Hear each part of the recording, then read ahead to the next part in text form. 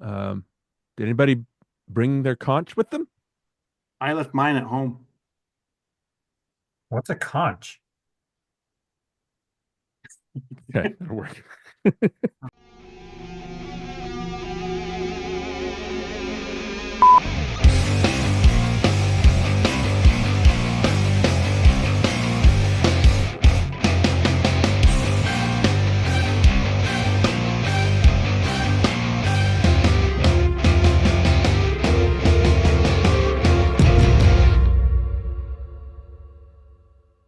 Okay, welcome back to NostalgiaCast. I am Johnny Craddock, And I'm Darren Lundberg.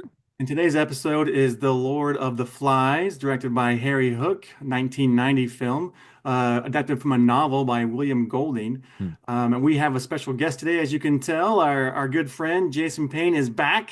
And once again, I did not let him choose the movie. And I tell you why, Jason, I'm not going to let you choose it because I don't want to watch Cutthroat Island. So if I give you the choice, you might pick it, and that worries me. So What's we're the not gonna. connection with Cutthroat Island? This is like the fifth or sixth time what's the deal with that, Jason? You have a thing for Gina Davis or I Matthew have Modine? absolutely nothing. I have no idea what Johnny's talking about, but he seems to think that I like Cutthroat Island as like the best So movie ever. But maybe you're kind of putting the bug in his ear that you're making him choose Cutthroat Island, Johnny. Maybe that's what's happening here. Yeah, it's I an hope not. Inception I mean, thing happening. all I know is growing up, he would watch it a lot, and I'd be like, "This one again?" All right. So, yeah. Plus, it's not a good movie. No, no, it is There's not. that too. But next time, Jason, if you stay away from that movie, you can pick the next one. Okay. Oh, okay. All right. So anyway, yeah, Lord of the Flies. So Jason, I know you said you don't have much of a history with it, but I want to know if you remember anything about the first time you saw it. Like, where were you? How did you feel? How did it make you feel? All that good stuff. Nothing. Okay. This bodes well for our bucket list season. Yeah, yeah. I mean, I remember the last time I watched it just a couple of days ago, but Yeah. The this memory's Well, the not too time, reason why hazy. I That picked you then. to be the guest is because I watched it for the first time with you. So we were at some friend's house, and your girlfriend and then her friend, and then you and I were there, and we watched Lord of the Flies. We would watch movies like Jacob's Ladder, Terminator 2, and just The Breakfast Club, things like that. And then one night we watched Lord of the Flies, and it always just kind of stuck with me that with this little back room in her house, we'd go and watch these movies, and I remember it being just really visceral for some reason, like as a young boy, like wow, it was crazy, and like thinking, what would I do in this situation? Like, how would I react if I was on an island stranded with just a bunch of boys my own age, and how we would, build society and all this. It just kind of like stayed with me for a while. So I thought about it a lot afterwards. I hadn't seen it a lot since, so it was really kind of like fun to revisit it and see the things that I had forgotten about. Like I had forgotten that it was rated R. I didn't know there were 4 or 5 F words in there. I also didn't remember how Piggy died. So those kind of things were surprising to me when I saw it again. So what do you think about your revisit of it? Or well, your I or your thought, visit. Yeah, yeah. I mean, I thought the premise or the idea of the movie was had potential. Obviously, they made it from a book, so the book was highly successful. Um, I don't know. I think the director or maybe the casting person just did a really bad job because it seemed like every single line of dialogue was waiting until it's my turn. Oh, okay, it's my turn. Okay, yeah, Interesting. Piggy, go over there. Oh, it's my turn now. Yeah, you know what I mean? It just felt yeah. like it was forced, every Like single line of dialogue. waiting to hit their marks, right? Yeah. Well, that's funny because Balthazar Getty, he was like hailed for his acting performance in this movie. Like they were like he was so good, and he got all these awards, I think, for it, or some awards at least. And it was his first movie, I think. It was Um, his Yeah. first movie. Yep. yeah. I was surprised they have James Badge Dale in there, who's been, I guess he went by Badgett Dale or something like that, but he's shown up in a lot of movies lately. I think 2013, he had a really good year. He was in Iron Man 3, The Lone Ranger, and World War Z, which maybe not those last two aren't great movies, but that's high profile films that he's been a part of. So Yeah. I was surprised to know that Dale has been around for a long time. The kid who played Jack, he kind of like stopped. Like he didn't do much after Lord of the Flies. But Balthazar Getty, Jason, what'd you learn about him? I know I asked you to learn some things about him if you could. Yeah, so his acting career, he was in Highway in 1997. Excuse me, Lost Highway, 1997. And then he had a recurring role on Charmed from '03 to '04. Um, he did Alias. He was also in a band, I believe. I don't know what instrument he played, but he's credited as an actor and a musician. So, Cool. Hmm. He's also a member of the Getty dynasty, the really rich oil Oh, family. And in fact, I think the mayor of LA lives in one of the Getty mansions. Like that's the governor's mansion, or the mayoral mansion in LA is one of the Getty mansions. interesting. okay, so I've been to the Getty Museum in LA, and I never made any kind of connection. I guess that's his family. Yep, yep, Yeah. Cool. pretty cool. He's in Young Um, Guns too, also. I don't know if you meant like I know we talked about Young Guns before, Johnny, but he was I can't remember his name, but he was the kid that gets shot by accident by Garrett. yeah. Well, you mentioned Jason. This is a adaptation from a book. Have you read the book? I've not. Okay. I started reading it yesterday and I almost finished. I got about half a chapter left. But Darin, you've read it and you wanted to talk about the book a little bit. So, what's your thoughts on that? Yeah, because interested, I don't have any history with this movie. I remember seeing a trailer for it, but I've never actually seen it, so this is the first time. But I did read the book in high school. It's one of those books like To Kill a Mockingbird, Great Gatsby, Of Mice and Men, Catcher in the Rye, Huckleberry Finn. I would add Lord of the Flies to one of those seminal books that's just been a mainstay and like, has been a part of everybody's lives for as long as they can remember. Like William Golding, I don't know if you guys have, I always mix him up with William Goldman. Their names are so alike, but I know that this movie is based on an I think R.M. Ballantyne in 1750 or the 1800s wrote a book called The Coral Island, which actually had characters named Jack, Ralph, and instead of Piggy, it's Peter. So this book is actually like a satire on those books, which are I think they called them Robinsonades kind of Okay. books based on Robinson Crusoe, Okay. where it's about these characters that get separated from society and they get planted like on a deserted island. They have to learn to fend for themselves, that kind of thing, which goes all the way, like I said, from Robinson Crusoe to Swiss Family Robinson, all the way to something like, Lost in Space, which, the Robinsons, except that's a sci-fi version, Castaway, that kind of thing. But Golding, he was a member of the Royal Navy, the British Royal Navy. He actually piloted one of the boats that was the Normandy invasion, I think, on D-Day. So he'd been through World War II. So when he was finished with that, finished his tour, like he really wanted all the atrocities that he'd seen, he wanted to kind of show that in a book. So taking this idea of these Robinsonade stories, these island adventure stories, he wanted to take that and show kind of the horrors of what happened. So again, it's a book that I remember, and it reads very well. And I know the adaptation is basically the same as the book. They're already on the island. It ends when the Marines come and spoilers, the Marines come and find them. But like, I don't know. It's really, like I said, a seminal book. It's about morality, about the decay of society, civilization, that kind of thing, and all these little I don't know. I just thought it was funny that it's one of those books that was controversial, and it's not because of the violence in the book necessarily. It's because people objected to the fact that people would descend into this kind of savagery, and that's it's kind of revert to the book is kind of satirizing the British idea of what islanders are like. They're all like, don't speak the hell, the ooga booga, that kind of thing. They wear the masks and the war paint. They walk around with spears. That's the stereotypical version of what people thought islanders would be. And so Golding is writing this book, and we see these kids, these British upstanding upper class kids that descend and become these savages. So it's controversial because you're poking fun at all these British ideas. You know what I mean? I mean, so you guys did was this part at all of your itinerary in school at all? Do you remember this from school? I don't remember them making it a requirement to read the book. I didn't obviously, but I don't know. if it was like on anybody's syllabus or anything. Right. Yeah, Um, I was going to ask if we didn't we go to the same high school? I have no recollection of We did. ever being required to read that book.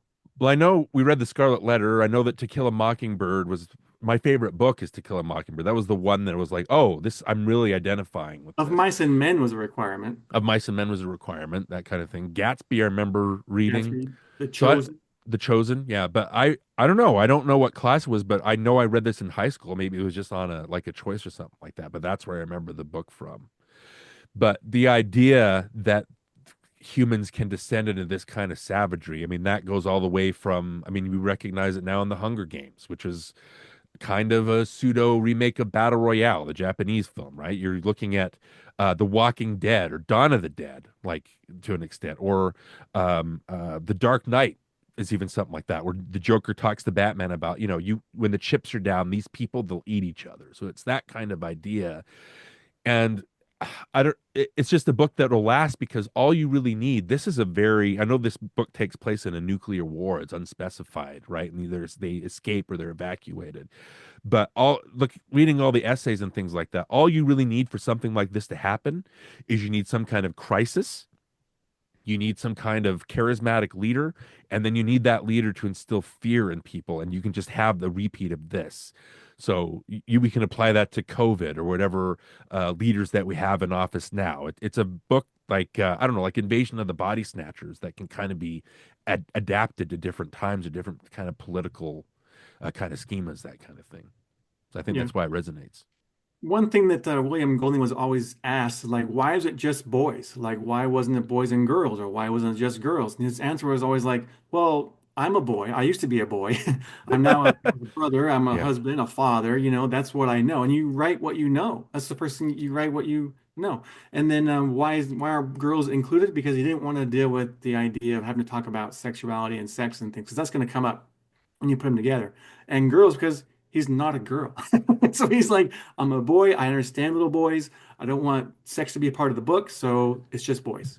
right. Well, also, wouldn't girls be a little more civilized and a little more, wouldn't they think a little bit more than the boys? I You think kind of, so. But have you seen Yellow Jackets? I've seen Yellow Jackets. yeah, that's a So, kind of the same thing, kind of the yeah, same yeah, kind of idea, right? Just a different kind of yeah, but yeah, I mean, it's that group think. Once you start instilling fear in people, which is what Jack does, right? He starts. It's not necessarily as a great leader, but he's talking louder than everybody. He's the man. Like I can. I've proven that I can kill a boar. That kind of thing, right? Like come yeah. with me. And it's even the part I think when when do the twins leave? Like the two friends or whatever. Like they join Jack's group, Yeah, after Simon dies, I believe, or some other. right? Because that's fear. I don't know if they necessarily think that he's a great leader. It's just like this is what can happen to me if I don't like join his group, that kind of thing. So it's about that. I don't know. It's scary because you can kind of do this. I also think it's funny that this is more like an allegory instead of a straight story. I don't know if that makes sense to you guys. Like if you're looking at Animal Farm or Lord of the Rings or Life of Pi, Moby Dick, those kind of as an allegory, I think it's hard to nitpick those things because a lot of these critics that are poking at the book kind of think that, oh, that won't necessarily happen, right? Or this won't necessarily happen. I think there was an incident with a bunch of Tongan boys that ended up, I think it was after the book was written, or before. I can't remember if Golding used it as inspiration, but these Tongan kids ended up stranded on an island, and by the time they found them, they'd set up a civilization, like they'd set up like a town hall and things like that. But they were civilized, and so one of the criticisms of the book is because the Tongan kids were very they handled themselves well. Lord of the Fries. That's a different kind of story. Lord of the Flies is not a very believable story because we've seen this in action and it hasn't happened. But I think it's what do you guys think? I think Well, it's here's harder what I'll say real if quick. it's an if it's an allegory though, it's harder. I can't necessarily nitpick those things because yeah, maybe it wouldn't have happened this way, but I can't nitpick a what if kind of story. Yeah. I want to hear what Jason thinks, but this is what I think. I think if you already have a moral foundation, like if you have, principles, or if you have these beliefs and this belief system that you follow, then even in a situation like this, you're still going to build a working society, a functional society. And I think because maybe a couple of them didn't have that moral foundation, they devolved quicker than other ones did. So that's why you had the conflict.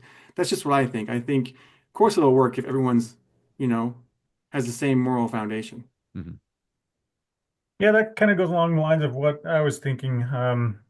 They're obviously some from some kind of a military school, and what kind of kids usually got sent off to military school? The hoodlums, right? And so if they were at this military school already, um, then they must have had a hard life.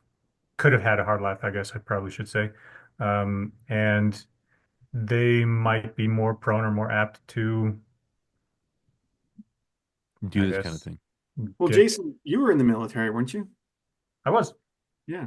Did you know anybody with these personality types? Oh, absolutely.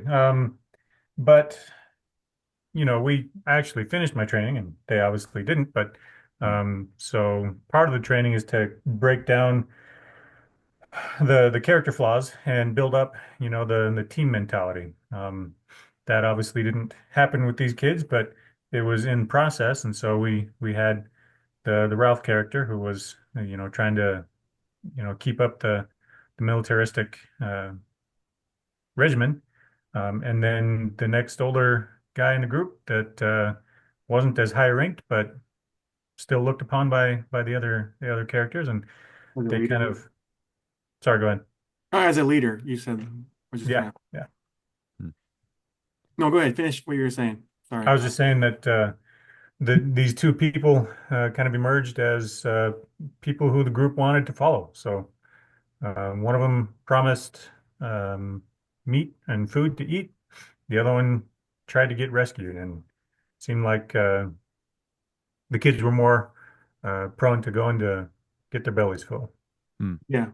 Well, to use Well, terms that we'd be familiar with today, Jack is more of the fascist kind of leader, right? It's like my way or the highway, and Ralph is more the liberal kind of idea, like trying to figure out a way to get through this, and let's just be like democratic and talk our way through this and be civilized, right? And so it's the two different mentalities that are kind of button heads. Again, the book is it's really interesting for the way it tackles all these things and the way that it engages like the person reading the story.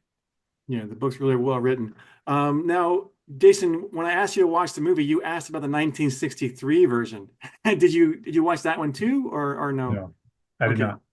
Darren, you watched the 63 version, right? Yeah, I mean, we originally scheduled this for a week ago, and then just schedules just didn't work out. So by doing that, and Johnny, we talked about like Gremlins too. I had time, so I watched that a couple times.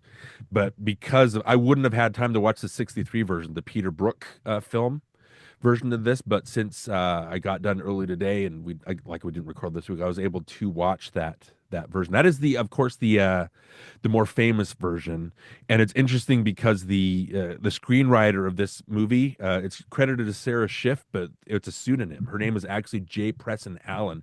She is the wife of Lewis M. Allen, who also produced the 1963 version. So, well, just you guys haven't Johnny, you've seen clips of it, and Jason, you said you haven't seen the 63 version, right? Haven't No, I watched it. haven't seen it all. It's a really quick. I like that the stories are 90 minutes. Like it's on the island and you don't need too much repetition while they're on there. But like the Brooks idea for the 63 version, he shot it like a documentary. Like so it just feels very low budget, but and the kids are Jason is as stilted and amateurish as you say the kids are in this one. They're even more stilted because they're not professional actors. Hmm. And like Balthazar Getty and James Badge Dale, they have an actor named Nicholas Hammond in the 63 version who actually went on and became Spider-Man in the 1970s TV series. So he ended up, and he was actually in Once Upon a Time in Hollywood. Johnny, Oh, like really? one of the actors from the 63 version. But like it's very documentary like. There are some shots that are very stark and very gorgeous.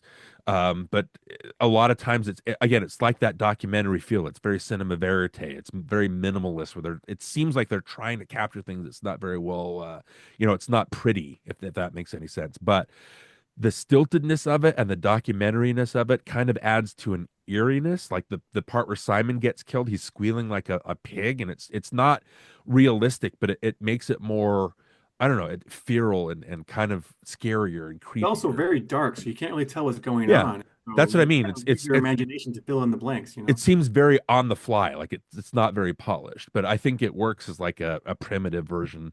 And again, it's weird because if you look at the book, there's really no way if you're just going to adapt the book, it doesn't require a lot of imagination to be able to do. You just set it on an island, you show these kids conflicting with each other, it's that kind of thing. But Yeah. I just this the 90 version is much prettier and you have better scenery, things like that. But the starkness of that 63, I think, is effective, even if a lot of it feels amateurish. From the clips that I saw with the 63 version, one thing I noticed is that Piggy wasn't really that fat. Yeah, Like, that's Piggy, he's not that fat. But in the 1990 version, they actually got, a fat kid to play the part, which was, right. um, What did you guys think of the adaptation? Because again, in the 60s, that's like what, 5 years after the book was published. And so if you're British kids, the Brits have a very like an air about them, sophistication and in about the them. book they mentioned that, like, well, we're British, we'll figure this out. Yeah, we'll figure this out. And then they don't because they're just human, right? And so I think that works for the book in the 63 version because the to see the British like fall to descend to this point is something. But I thought it was interesting updating the 90s version to now. What did you guys think of the how the adaptation worked compared to and making them American, making them in the military school? How do you think the adaptation worked? Strictly the adaptation. What do you think of it? Jason, go ahead. I'm sorry, I guess I'm not following the question. Well, they up the British very have a very kind of stiltedness, and so for them to descend into savagery, that's a huge leap. That's really depressing, right? If you add, so I'll just give my 2 cents. I think by updating it so that they talk about Rambo, they talk about Miss Piggy. Like in the book, they call him Piggy. That's not based on Miss Piggy. They mention Miss Piggy later. They mention Alf, like they mention watching TV. So they update it to kids, and like you said, John, they're using the F word a lot to show that savagery, I guess. But I don't know. I think when you make it American, the Americans are known as being kind of already boorish. So there's a layer that you're removing. And I think to add that back in, they made the military kids, like you were talking about, Jason. They made them like, so there's a civility that they're supposed to follow. I'm just wondering what you guys think. Do you think they should have set this back in the 60s and made them British, or do you like the American updating? That's basically what I'm asking. How do you think the adaptation of the story to make it modern worked? I guess I didn't really capture all of that, but yeah, like to your point, it would have been a larger leap for British people, just because of I guess, the stereotypical British is more refined. Right, right. Yeah. Well, I was surprised to find out that they were British because, like I said, I hadn't read the book. So, having seen the movie, I knew they were American. So, I was expecting them to be American. And I was like, oh, wait, they're British? So, that Yeah, surprised me. But I can see that. And I was going to say this, if they were to remake it today, I think it would actually work to set it, in England and have them be British and have them be the whole, and then see that, I don't know. I think that would have added an extra layer, like you said. Um, but being an American, I don't mind that they're Americans. right. I Um, didn't capture all the references you're talking about, like they're talking about Miss Piggy and Alf. I didn't catch those at all. They're very when they're brief. talking about watching TV or Yeah, making yeah. a TV, they talk about Alf or what time Alf comes on. Hmm. Hmm. Like, I thought that was funny in the book how they kept talking about how they're going to make a submarine, they're going to make an airplane, they're going to build a helicopter and fly away. Right, right. They hadn't seen Gilligan's Island by that point, right? Yeah, yeah. So about the acting a little bit more, we talked about Balthazar Getty getting these awards and being considered like a really good child actor at the time. What impressed me was the actor who played Piggy. Like that, he was able to actual cry and like sob and these like I believed every word he was saying as that character, and I was like, as far as I thought, he was the best actor of the whole thing.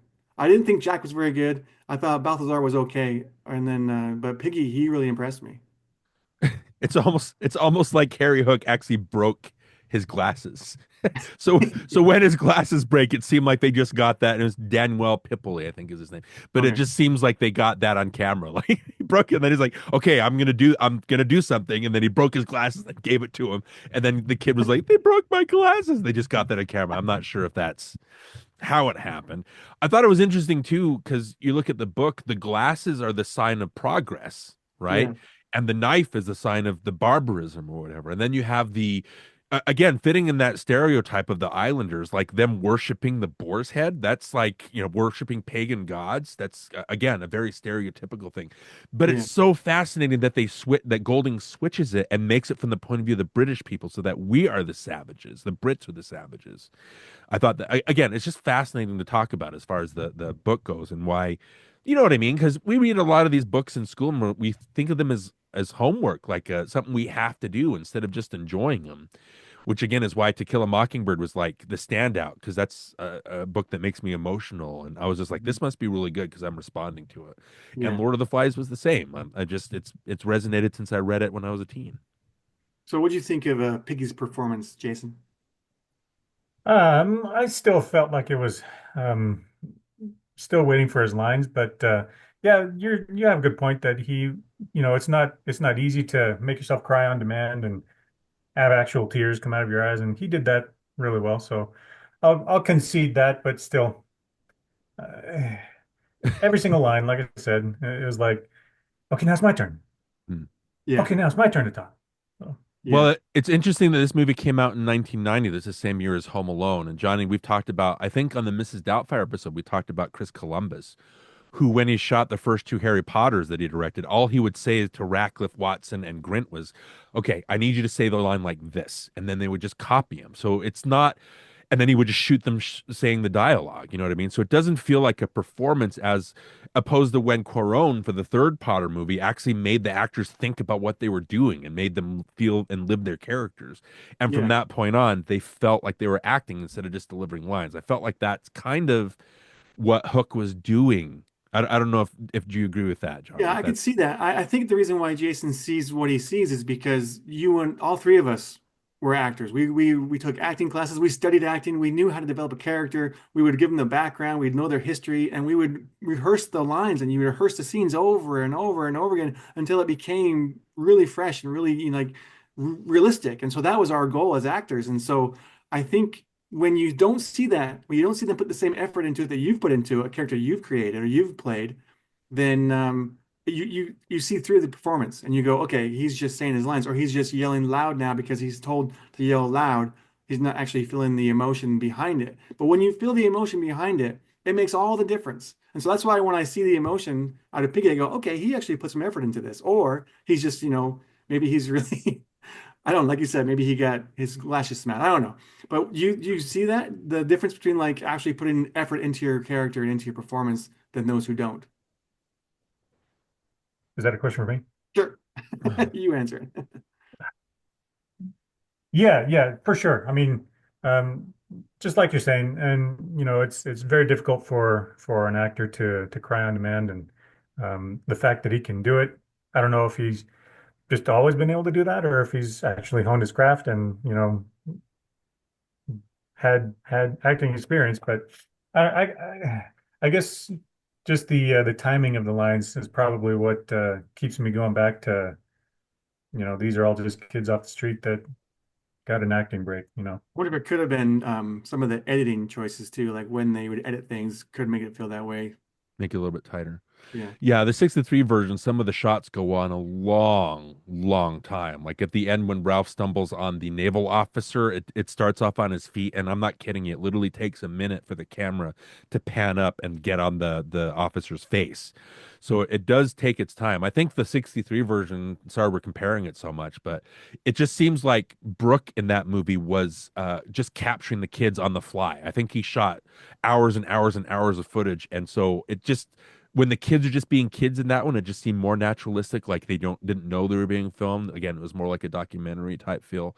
But some actors, not every kid actor can be a Haley Joel Osment, right? Not every kid actor can be Christian Bale in Empire of the Sun. Some kids just have that intrinsic understanding of what it means. Yeah, or Drew Barrymore in E.T. Drew Yeah. Barrymore, yeah, yeah, just very natural on Henry Thomas, if you want to add him to it. But like you're looking at Macaulay Culkin again to bring up Home Alone. I don't think he's terrific in Home Alone, but he's very charismatic and likable. So even if Culkin as Kevin McAllister is just doing a line as Columbus records it, I think Culkin is charming enough that he makes the amateurishness of his acting work. You can tell that he's acting a lot of the time, but I think he's just a fun enough kid that that works for it.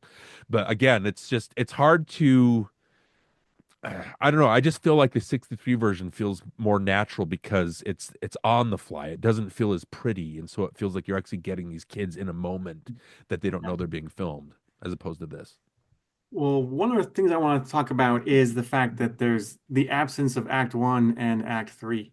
Like, I feel like this movie is just Act Two. It has the climax, and then it's over. Like, there's first of all, if they remake it today, you would have a backstory for these characters. You would get to know them in their military school setting. You'd see them either on the ship or on the plane, and you see the crash, and you see the struggle, and you'd get to know these characters first before you watch them go through these trials. And so then you start to care more, and you invest more time and energy into these characters. And then when Simon dies and when Piggy dies, it's even more impactful because you really care about them. And then what you want to see as an audience member is a result. You want to see them get what they want. You want to see them either get off the island and like in Castaway. You see the plane crash. You get to know the character. He's on the island for 4 years. You see him come off the island. You see him meet up with the girlfriend character The again. Helen Hunt character. Yeah. Yeah. And then you see him decide what he's going to do with his life, how it's going to end. And those things I think are important in a movie. And I think this movie doesn't do that. The book doesn't do it either. I was hoping for that in the book, but they don't do it in the book either. So if they're going to remake it, give us an Act One, give us an Act Three. That's what I want.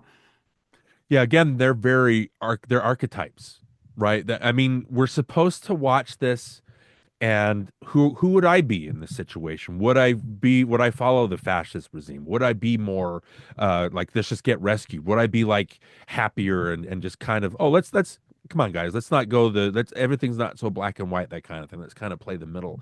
And when you do that, I don't think you identify because I'll probably identify with Ralph, right? But there's no other characteristic to Darren, look Ralph. look at our settings. You are Ralph. You're in the center. You got Okay. the island background. I'm Jack. I got all the hunters behind me. Jason, you're wearing glasses. So I Yeah. don't know. Just- I guess we can call me Piggy. watch out for rocks. Watch out for rocks, Jason. But you know what I mean? It's archetype. Like I don't feel like Piggy's just the kid that gets made fun of and he tries to be in the middle, that kind of thing. You have Simon who's communing with nature and he takes a chameleon as a pet, that kind of thing. And he's fascinated by the boar's head. But I don't identify with any of these characters because they're archetypes. And so and I get the point of the book that you're trying to place yourself in. And in a book, it's easier because you're not literalizing it. I don't know if that makes sense to you guys. When you translate this to film, it's literalized in front of you. And so it's a little more tangible. As a book, you can picture whatever you want. So I think it works in the book. I just think that I mean, that would add something. I know that in the 63 version, it's the first character we meet is Ralph. And then he meets up with Piggy, and then they hang out for a little bit. And then Piggy finds the conch, and then Ralph blows in the conch. And that's when you get all these other characters coming. That's when you have Jack in the book and in the 63 version. He's with these choir boys, right? They show up wearing black outfits. So they're already part of like a group. Like they already know each other. But in the 63 version, nobody knows each other. In the 90 version, you have Ralph and Jack who are kind of set up as friends, right? They're friendly with each other. They joke Yeah. around, they kind of roughhouse on the beach, but they're still archetypes. There's at least the 90 version makes an attempt to make them more characters and deepen them so we feel the tragedy of when Jack turns. But like I was telling Johnny before we recorded, I just wanted these kids to die.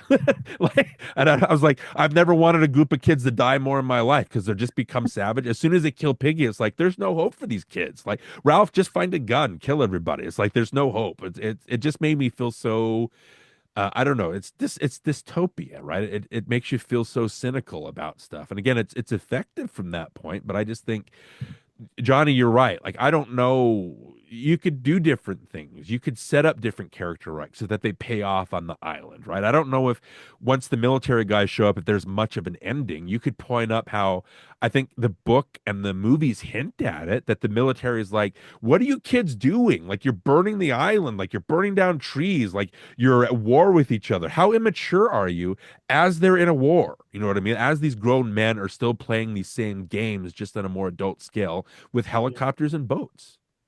Yeah. Interesting point there. Yeah, just interesting to think about. I don't know.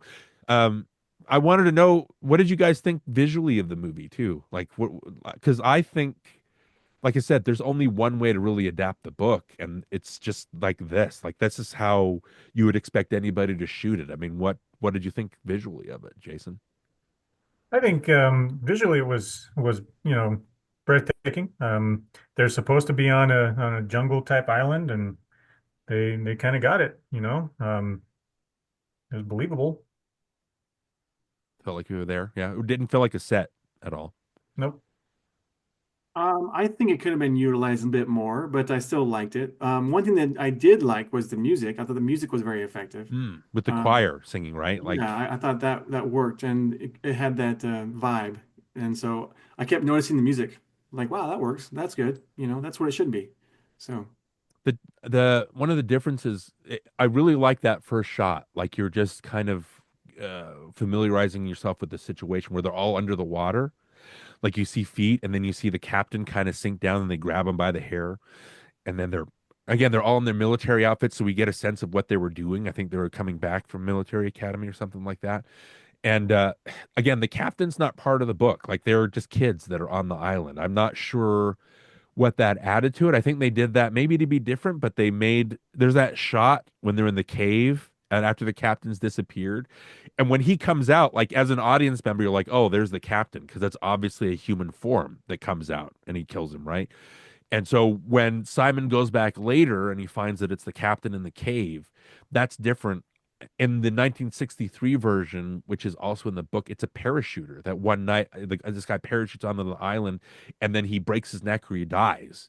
And yeah, so he's trapped in a tree. In the 63 version, they don't see him. They just I think they hear him moaning or something like that and moving in the tree. So they think it's an animal. But the way the book describes it is the parachuter gets caught in a tree and his parachute is kind of flapping in the wind like wings. And so they see the silhouette of him at night. So they think that's the beast, right? mm. And so I think, I don't know, as far as a change, I think the book really gets that right. But again, that's a book. You can visualize stuff in your head as you're reading it, as opposed to a guy crawling out of a part of a cave. What did you guys think of that? Well, that's one thing that I forgot about when I watched the movie. I forgot. I always thought that it was the boar, the pig, that was the beast or the monster they were talking about. And so when it ended up being the pilot that had, gone away and then died in the cave, I was like, oh, it's the pilot. I was like, that's who so that surprised me because I had forgotten all about that. Right. Jason. Did that add any scariness to the movie for you, Jason? I mean, I don't know about scariness. I couldn't get over the fact that it didn't seem like they were trying to help him other than put a net over him. Like nobody brought him water, nobody gave him any kind of food. He was supposed to be their leader, and You're just waiting for him to die. yeah, yeah. Yeah. He seemed like more of an inconvenience. And then when he escaped, I guess you could say, when he ran off, they were looking for him for a while, but it's yeah, just like you're saying, they were kind of relieved when they found his clothes and thought that he was dead. Right. I don't know how much the movie pointed, but in the book they really point out that the beast is the kids manifest the beast as a physical being that's on the island with them, right? But the way the book has the beast is the evil within them. It's their capability for violence, their penchant for violence. That's the beast, which that's hard to literalize in a movie. You guys know what I mean? It's hard to kind of get that idea across. I know that Simon gets really obsessed with that boar's head, which is that's what the Lord of the Flies is. It has all these flies buzzing around it. And did you guys know, reading the book or going into this first, that Lord of the Flies is actually the name of Beelzebub? That's the definition of Beelzebub. I didn't know that. So I that's did where it not know comes that. from. It's the worshiping of the pagan gods, which is like, ugh. So, but that's again a comment on the beast within us all, on the demons within us all. So again, just really interesting. I don't know how it, for me, the movie didn't really, it was just, I, I don't know if you guys agree with me. Jason does, maybe, in a way, and Johnny, I want to get your opinion, but it's like it's just a literal version. It just seemed unimaginative. It was just giving you like I don't know, like a point and shoot version. It doesn't really give you something to think about, because they're archetypes, because it doesn't really dive into things. Johnny, what do you think? Well, I see your point. I do agree with you with that part of it, how it is an archetype. But for me as a kid, I was able to put myself in their shoes. And Okay. so that's why it was so impactful for me because I was like, what would I do in this situation? How would I react? How would I respond? Would I turn to violence or would I be the moral leader? What would happen to me if I was stuck on an island with all these other kids? So I was able to kind of like try to live it as I was watching it. And if you don't like the movie, the book is really good. Like it's really well written. So I Yeah. recommend the book if you haven't read. There's no F words, Jason, in the book. So it's okay to read the book. But that's what I mean though. In a book, you're able to get a mental picture of things and you're able to process things however you want. When you see a movie, it doesn't there's a part that takes away some of that imagination for it. I don't know if that makes any sense. Yeah, that does make sense, Darren.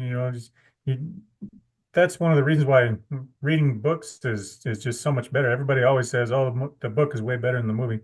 Um, because I think just like what you're saying, the your brain is the one that creates all these scenes and visualistics, and it's just more personalized that way.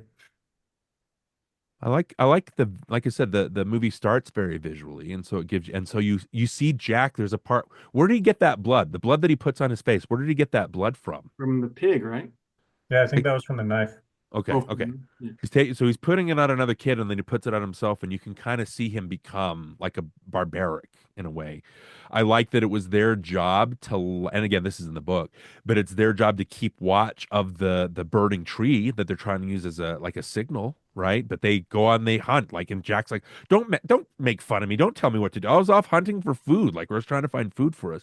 And then at the end, when it's just Ralph against everybody else, and Jack decides to tell everybody to set the island on fire, I thought it was interesting that that's what calls the military in and what finally gets them to show up on the island. I think the visual idea of that I think is very cool as far as and I think it really someone I think it's Leonard Maltin in his interview said that the movie gets better as it goes, and I think the last 20 minutes are probably the most effective because as soon as Piggy gets killed, like I said, I was like, oh, these kids need to die, like they've gone too far.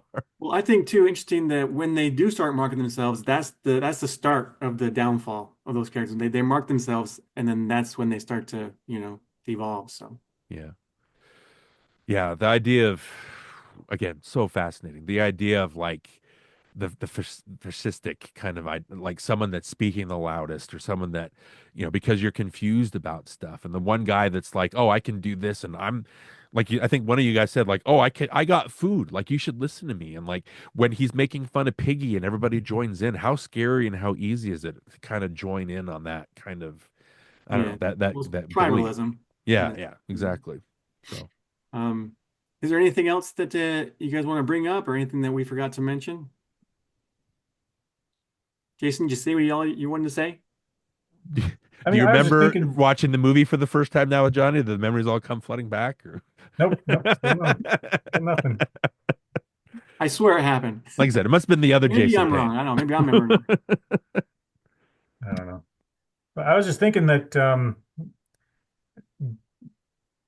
I guess a question for you guys. Do you ever or have you ever experienced any kind of tribalism in your childhood or in your life ever?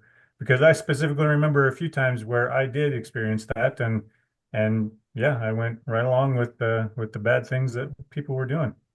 Well, in every job I've had, there's always been like tribes that are formed, little cliques that are formed, and it happens everywhere I've worked.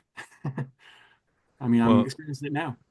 Johnny, I know that we went, and Jason, you're probably there for it. Some of the kids, sorry if we are calling people out here, but there were definitely cliques in our drama classes. There was one guy, one student in particular, he was younger than me, that people really gravitated towards him. I know, Johnny, you had an adversarial relationship with him.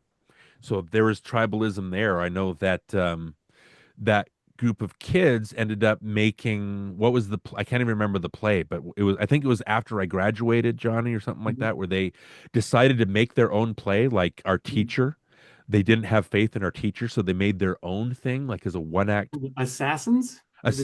something like that. But they did this huge production, And some of us others who were trying to do our own one acts, that kind of thing, we didn't have the same backing. And so we kind of looked, because again, we didn't follow them. I know that. And it's really easy. I don't necessarily say that it's evil. It's just like people followed each other and they were part of that clique. Do you guys remember any of that? I'm trying really hard I not do to call out remember anybody. them doing a big production of Assassins and Yeah, us being a little bit jealous that we weren't a part of it.